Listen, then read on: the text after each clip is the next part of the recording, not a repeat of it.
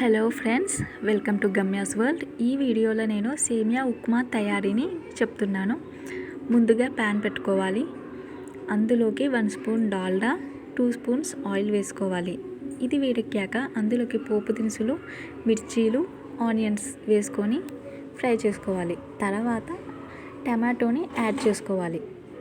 అవి ఫ్రై అయ్యేంత వరకు, అంటే ఆయిల్ కనిపించేంత వరకు ఫ్రై చేసుకోవాలి. ఇప్పుడు అందులోకి 1 గ్లాస్ ఆఫ్ వాటర్.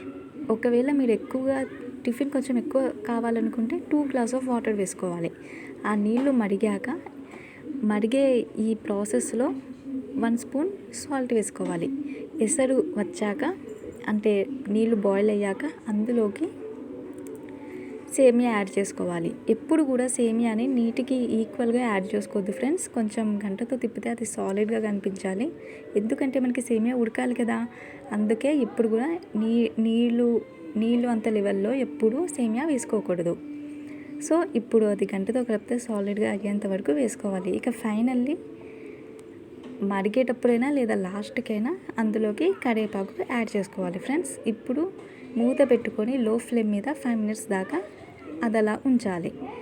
తర్వాత 5 మినిట్స్కి మూత తీసాక సేమియా అంతా కూడా కొంచెం గట్టిగా గంటతో తీస్తే మనకి గంట కత్తుక్కపోయేంత వరకు ఉండాలి ఫ్రెండ్స్. అంతే ఫ్రెండ్స్, ఎంతో ఈజీగా టేస్టీ అయిన సేమియా ఉప్మా రెడీ. మీరు చేసుకొని టేస్ట్ ఎలా వచ్చింది అనేది కామెంట్లో చెప్పండి. Thank you.